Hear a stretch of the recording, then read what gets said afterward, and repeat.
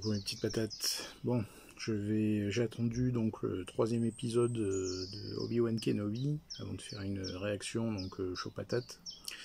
Donc je suis sorti pour m'apaiser, voilà, non pas du tout. Il fait super beau donc j'en profite. Obi-Wan Kenobi donc, c'est pas bon. C'est pas bon du tout, c'est même super naze. Je le classerai en fait entre Book of Boba Fett, voilà, pour ce qui est les points positifs, et la caravane des Ewoks, si les plus vieux se souviennent de cette chose cinématographique. Voilà, donc c'est aussi dynamique que Book of Boba Fett, et tout ce qui est action, c'est la caravane des Ewoks. Voilà, c'est nul. Donc alors si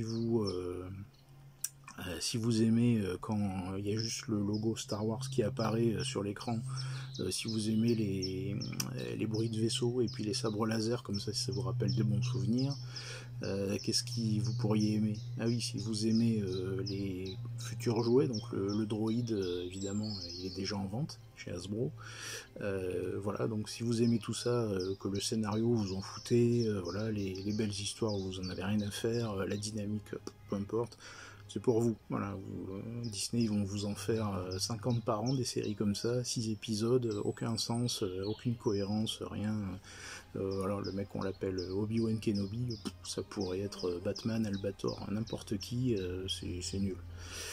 Voilà, donc ça c'est réaction à chaud, donc c'est chaud patate, c'est comme ça maintenant.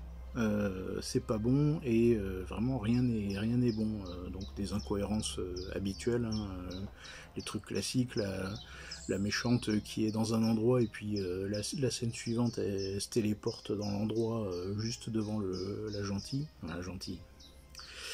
et voilà, donc Obi-Wan Kenobi, bah, il est chonchon, hein, depuis 10 ans, voilà, il sait plus faire la force. Il fait plus rien, donc c'est Obi-Wan Kenobi mais qui manie pas la force. Alors ça va être super passionnant pendant 6 épisodes. Donc on se fixe sur Léa Organa, donc elle a 10 ans. Et donc, comme toutes les gamines américaines maintenant dans les séries et les films, elle parle comme une adulte avec plusieurs diplômes, plusieurs maîtrises, doctorats, tout ça. Donc elle est psychologue et tout. Voilà, donc ça c'est être le personnage principal. Alors elle est émouvante, etc. Donc l'actrice est très bien, hein, mais c'est chiant. Autre chose, dans le Book of Boba Fett, donc à chaque fois que Boba Fett faisait un combat, il faisait la bagarre, il se prenait une rouste. Voilà. Et ben là, Obi-Wan Kenobi, il se prend pas de rouste parce qu'il s'enfuit. Voilà.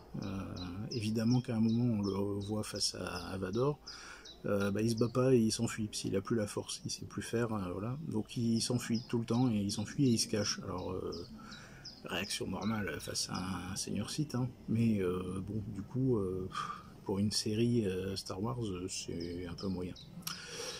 Voilà, donc rien d'intéressant, aucun rythme, c'est mou, c'est nul, c'est mal écrit, il y a des incohérences partout.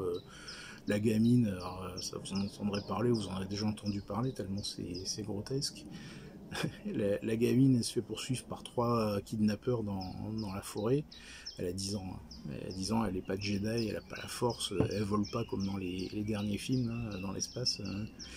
Elle a 10 ans et elle arrive à courir comme ça, et les mecs n'arrivent pas à la rattraper parce qu'il y a une branche devant eux. Voilà, donc c'est des super kidnappeurs. Voilà, réaction à chaud sur cette série que je ne suivrai pas. Voilà. J'ai déjà pu voir des réactions enthousiastes. Bon, bah, faites comme vous sentez, mes petites patates.